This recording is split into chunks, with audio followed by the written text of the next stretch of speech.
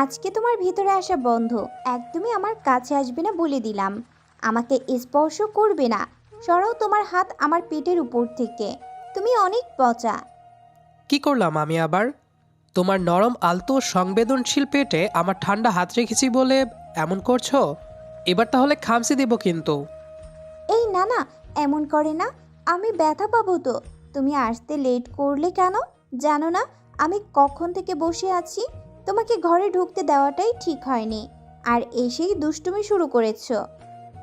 আরে বোন শোনো না। ওই, বইন কাকে বললা? হ্যাঁ, হারামি ছেলে, শয়তান বান্দর, আমার গায়ের ওপর থেকে হাত সরাও বলছি। ওপস, সরি। সারা জীবন তো বোন বলে ডেকেছি, তাই অভ্যাস হয়ে গেছে। খালাতো বোনকে বিয়ে করেছি, এখন এমন একটু হবে। মাফ করে দিলাম প্রথমবার বলে। এতক্ষণ কোথায় ছিলে তুমি? আগে কখনো বাসর করিনি তো, তাই ভয় পাচ্ছিলাম। ঢুকবো কি না ভাবতে ভাবতে লেট হয়ে গেছে। এত ভয় কিসের? আমি কি বাঘ নাকি অন্য কিছু? আমি তোমার বউ হই। এত ভয় পেতে হবে না। আর এসেই তো ঠিকই আমার শাড়ির ফাঁক দিয়ে হাত ঢুকিয়ে পেটের উপর রেখেছো। আরে তোমার পেটে হাত রেখেছি কারণ আমার ভয় করছে। ভয়? কেন কেন? তুমি তো জানো আমি অনেক বিড়াল ভয় পাই। বিড়াল? তা বাসুর ঘরে বিড়াল কেন আসবে? বন্ধুরা কত টিপস দিল আসার সময়। বলল বিড়াল মারতে হবে আজকেই। আচ্ছা, এখন বিড়াল কোথায় পাবো? কিসের বিড়াল? তুমি বউ না দেখে বিড়াল খুঁজছো কেন? তোমার কি মাথা খারাপ হয়ে গেছে? বন্ধুরা বলল বাসর ঘরে নাকি বিড়াল মারতে হয়, তাই দেখছিলাম। আগে জানলে কয়েকটা বিড়াল কিনে বাসর ঘরে ছেড়ে দিতাম, তারপর এসে মারতাম। তোমার না একটা বিড়াল আছে, ওইটাকে নিয়ে এসে মারবো নাকি? এই, তুমি পাগল হয়েছো? বিড়াল মারা কাকে বলে জানো না? তুমি আস্ত একটা ছাগল। আমি কাকে বিয়ে করলাম রে? বাসুরের ব জানে না, হায় রে। আমাকে ছাগল বললা? যাও, ব্রেকআপ তোমার সাথে। আমি রাগ করেছি। কিসের ব্রেকআপ? ওই, এখন কোনো ব্রেকআপ গ্রান্টেড হবে না। আগে হলে ভাবা যেত। আর এখন কোনো দূরে থাকা যাবে না। কাছে আসো শোনা। কেন হবে না? সব হবে। আমি কাছেও যাব না। আরে আমি কি তোমার গার্লফ্রেন্ড নাকি যে ব্রেকআপ বললা আর হয়ে যাবে? আমি তোমার বিয়ে করা বউ। তোমার আপন মায়ের ছোট বোনের বড় মেয়ে। তোমার খালাতো বউ আমি। তাই আমার সাথে কোনো রকমের ব্রেকআপ চলবে না। তাহলে কি চলবে তোমার সাথে? আমার কাছে আসবা, আমাকে জড়িয়ে ধরবা, আমাকে আদর করবা, সব কিছু হবে। উফ, তুমি বোঝো না কেন? সব কি বলে দিতে হবে?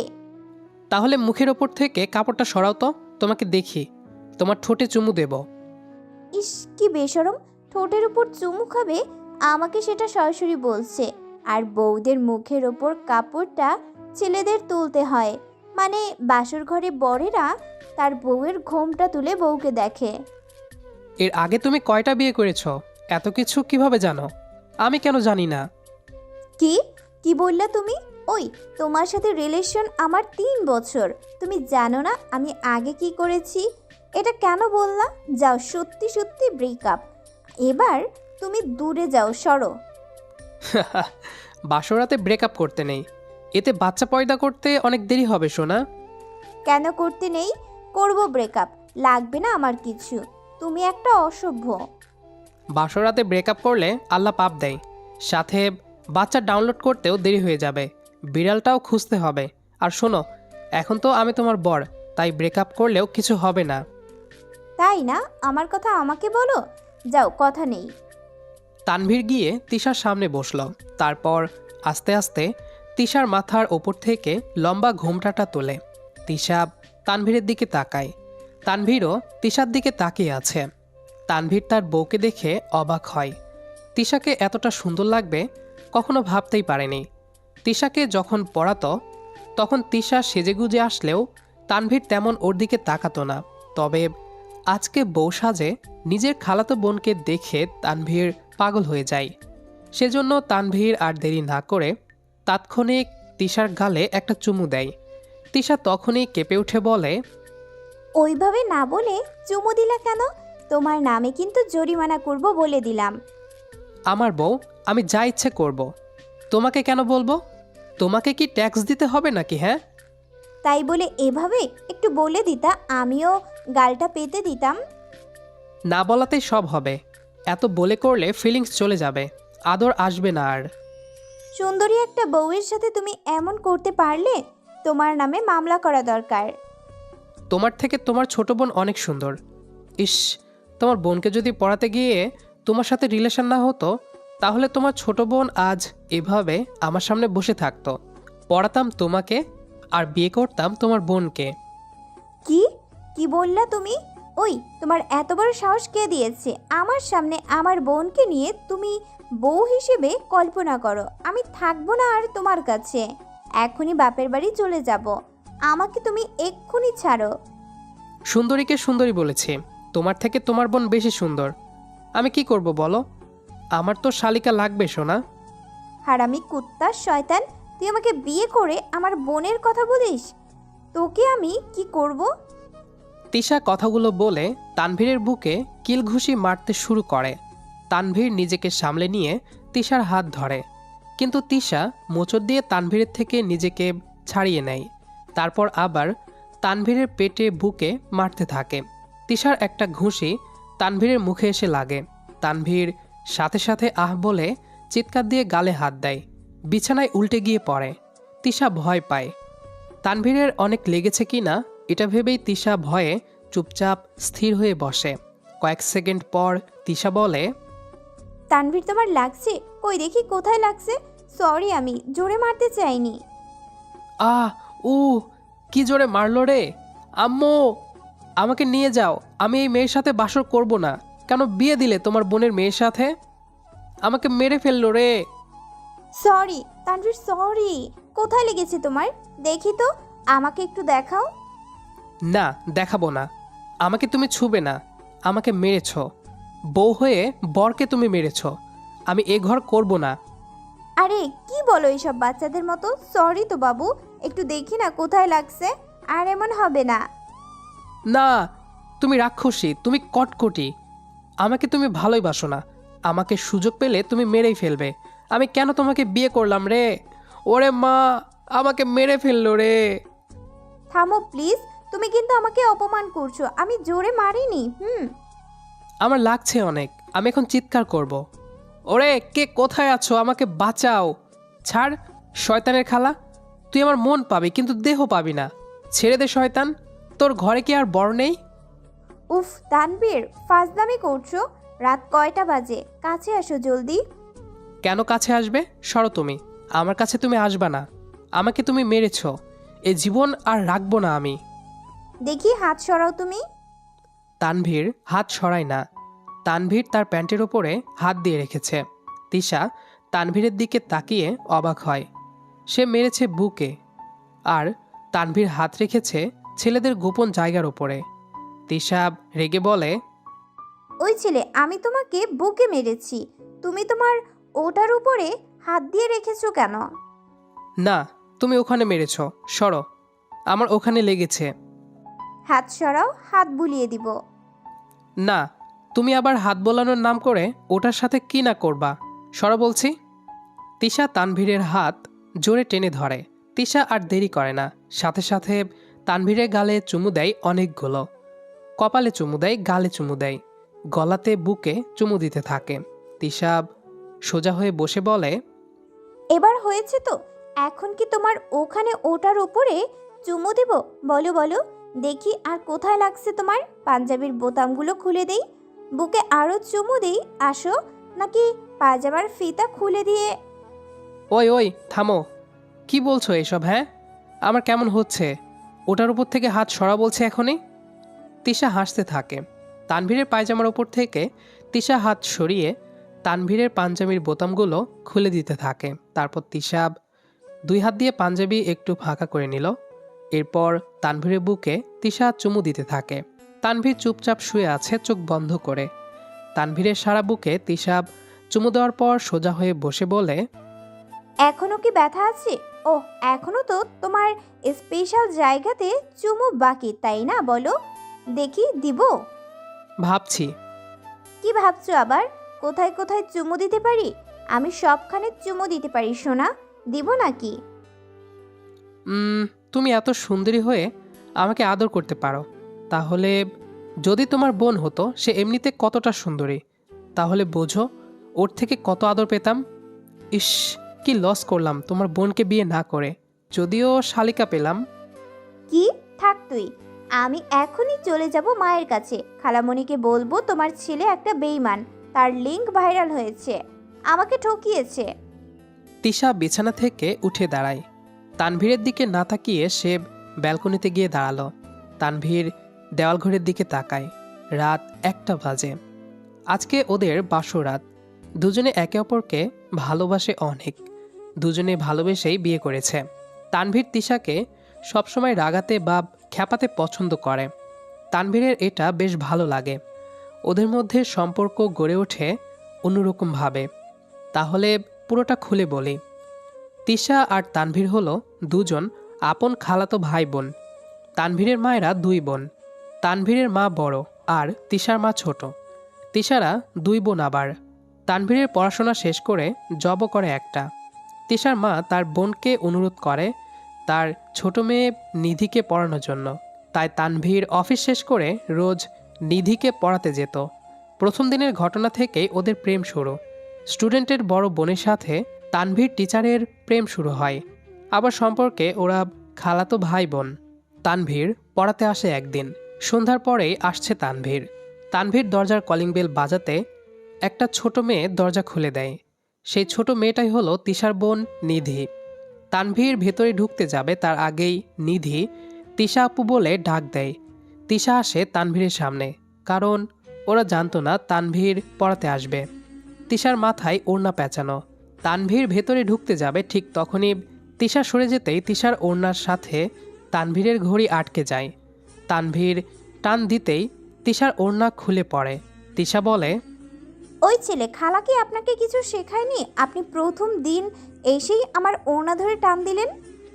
সরি, আসলে বুঝিনি এটা আটকে যাবে। আমি তো সোজা চলেই আসছিলাম। বাংলা সিনেমার মতো হয়ে গেল। ওড়না আটকিয়েছে, এরপর দুজনের চোখাচোখি হবে, মুচকি হাসি হবে, তারপর বলবেন আপনার হাসিটা তো অনেক সুন্দর। আমিও গলে যাব, আমিও বলবো আপনার হাসি আরও সুন্দর। তারপর 2-3 দিন বাড়ির সামনে দেখব আপনাকে, রাস্তায় দাঁড়িয়ে ডাকবেন, তারপর বলবেন এদিক দিয়ে যাচ্ছিলাম, দেখা হয়ে গেল, আবার হাসবেন। কয়েকদিন পর নাম্বার চাইবেন, আমিও খুশি মনে দিয়ে দেব। তারপর আমার সাথে ফ্লার্ট শুরু করবেন। আমি পটে যাব, তাই না এসব ভাবছেন? আপনাদের মতো ছেলেদের আমি চিনি না মনে করেছেন? ভালো হয়ে যান, প্রথমবার আসছেন বলে বিচার দিলাম না। তিশা নিজেকে ছোট করার মতো কোনো কাজ করে না। খালাতো ভাই হয়েছেন তো কি হয়েছে, সব কিছুতে ছাড় পাবেন না। আসলে পড়াতে এসেছিলাম নিধিকে। আপনার সাথে তো তেমন কথা হয়নি। কি যে কি হলো, আর কি কি যে বলছেন মাথায় ঢুকছে না। দেখি হাত উঁচু করেন। নিধি ছুরি নিয়ে আয় এক্ষুনি। নিধি ভেতরে চলে যায়। একটু পর ছুরি নিয়ে আসে সে। তিশা কথাটা বলে তানভীরের হাতে থাকা ঘড়ির সামনে থেকে ওড়নাটা কেটে নেয়। তারপর সেখান থেকে চলে যায়। তানভীর অবাক হয় এমন কাণ্ডে। সেদিন আর না পড়িয়ে চলে আসে সেখান থেকে। বাহিরে এসে তানভীর বোকার মতো বাড়িটার দিকে একবার তাকায়, আরেকবার তাকায় হাতে থাকা ঘড়িটার দিকে। সেখানে রুমালের সাইজ মতো বেশ কিছুটা ওড়নার কাপড় কেটে ঝুলে আছে। তানভীর সেখান থেকে চলে আসে। এরপর থেকে তানভীর সেই ওড়নার কাটা অংশ বাম হাতে সবসময় পরে থাকে। তবে তানভীর তিশাদের বাড়িতে গেলে তানভীর সেটা খুলে রাখত। কিন্তু ওদের ভিতরে রোজ প্রায় চোখাচোখি হতো। দুজন দুজনকে দেখে চোখ সরিয়ে নিত, মুচকি হাসত দুজনে। এভাবে মাস 2 চলে যায়। টুকটাক কথা হতে থাকে ওদের ভিতরে। একদিন তিশা বাসায় ফিরছিল, জ্যামে তার রিক্সা আটকে যায়। তখনই ওর পাশে একজন এসে বাইক নিয়ে থামে, মাথায় হেলমেট পরা। তিশা জানে না বাইকে কে বসে আছে। তিশা হঠাৎ সেই দিকে তাকায় আর দেখতে পায় তিশার ওড়নার সেই কাটা অংশ কারো হাতে বাঁধা আছে। তিশা তার ওড়নাকে ভালোভাবেই চেনে। অবাক হয় কে তার ওড়নার অংশ পড়ে আছে। তিশা ডাক দেয় ছেলেটাকে। ছেলেটা তাকায় তিশার দিকে। তখনই সবুজ বাতি জ্বলে ওঠে আর ছেলেটা বাইক নিয়ে চলে যায়। এরপর তিশা বাড়িতে আসে, তানভীরকে দেখে পড়াচ্ছে। তানভীরের হাতে কাপড় নেই। তিশা রাস্তায় দেখা ছেলেটার কথা ভাবে আর সেই অচেনা বাইকের কথা ভাবে। একদিন তিশা বাসায় নেই। তানভীর বাড়িতে এসে শোনে তিশা বেড়াতে গিয়েছে, সেজন্য হাত থেকে সেই ওড়নাটা খোলে না। কিন্তু হঠাৎ করে তিশা তার পার্স নিতে আসে বাড়িতে, আর তখনই দেখতে পাই তানভীরের হাতে বাঁধা আছে ওড়নার অংশ। তারপর আর কি, দুজন দুজনার ভালোবাসায় আবদ্ধ হয়ে যায়। তানভীর আজ বাসর ঘরে বসে আছে। বিছানা থেকে উঠল সে, ব্যালকনির দিকে তাকায়। তিশা তখনও সেখানে দাঁড়িয়ে আছে। তানভীর হেঁটে ব্যালকনিতে আসলো। তানভীর পাশে এসে দাঁড়ায়। তিশা কাঁদছে। তানভীর মুচকি হাসে, কারণ তানভীর মজা করছে। এটা তানভীর নিজেই জানে, মজা বোঝে না মেয়েটা।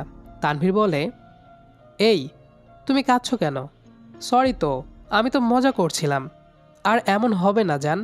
বৌগো, শুনছো? তুমি আমাকে একটুও ভালোবাসো না, আমাকে সব সময় তুমি কষ্ট দাও, কাঁদাও। ধুর পাগলি, তোমাকে না ভালোবাসলে আর কাকে বাসবো? আমার দিকে তাকাও, চুমু দে, আসো। তাকাবো না, তুমি সব সময় আমাকে কষ্ট দাও। একদিন দেখবা কষ্ট পেয়ে মরে যাব, তারপর আর আমাকে কাঁদাতে পারবা না। ইস, এসব কি কথা? এগুলো বলতে নেই। সরি, আর মজা করব না। আমি তোমাকেই ভালোবাসি। তুমি আমার সব গো জান। সত্যি তুমি আমাকে ভালোবাসো? ভালোবাসি তো। তোমাকে ছাড়া আর কাকে ভালোবাসবো? তুমি তো আমার একমাত্র বউ। তোমাকে অনেক ভালোবাসি। তোমাকে যেদিন প্রথম দেখি সেদিন ভালোবাসিনি, কিন্তু তোমাকে অনেক বেশি ভালো লাগে। তোমার দেওয়া ওড়নাটা আমার কাছে এখনো আছে। ওটা যখন পরি তখন মনে হয় তুমি আমার সাথে জড়িয়ে আছো। তোমাকে আমি অনুভব করতে পারি তখন। সত্যি বলছো তো? তাহলে আমার বোনের দিকে তাকাবা না, বলো। আরে ছোট বোন তো আমাদের। আমি তো মজা করেছি। আমি কিভাবে তোমাকে রেখে ওর দিকে তাকাই? আমি তো শুধু তোমারই। আর মজা করবা না, আমার কষ্ট হয়।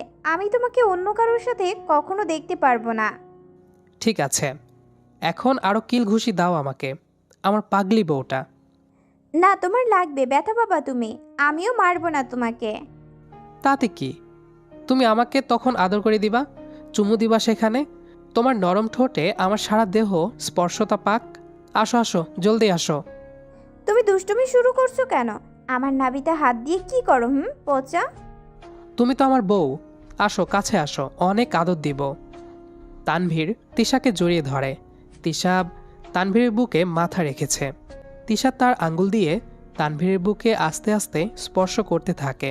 তানভীর তাকে আরও শক্ত করে জড়িয়ে ধরেছে। এত শক্ত করে জড়িয়ে ধরছো, নিঃশ্বাস নিতে পারবো তো? পারবা। ভালোবাসি বউ তোমাকে। আমিও তোমাকে ভালোবাসি। আমাকে কখনো কষ্ট দিবা না তো? না তো, কখনো দিব না। চলো রুমে যাই। রুমে কি? রুমে গিয়ে তো রোমান্স করতে হবে, তাই না? ফাজিল বান্দর ছেলে। তানভীর তিশাকে কোলে তুলে নিল। তিশা তানভীরের গলা জড়িয়ে ধরে। দুজনে বিছানায় আসলো। তিশাকে বিছানার উপর শুইয়ে রুমের লাইট অফ করে তানভীর। তারপর তিশার কপালে চুমু দেয়। তারপর আস্তে আস্তে সারা মুখে চুমু দিতে থাকে। এরপর আর কিছু নেই। বিয়ে করেন, তারপর বাসর করেন। তো আমাদের আজকের গল্পটি এই পর্যন্তই। গল্পটি আপনাদের কাছে কেমন লেগেছে সেটি অবশ্যই কমেন্ট করে জানাবেন। দেখা হবে আবারও নতুন কোনো গল্পতে। সে পর্যন্ত আমাদের সাথেই থাকবেন। আর পুরো গল্পটি শেষ পর্যন্ত শোনার জন্য সবাইকে অসংখ্য ধন্যবাদ। Bye bye.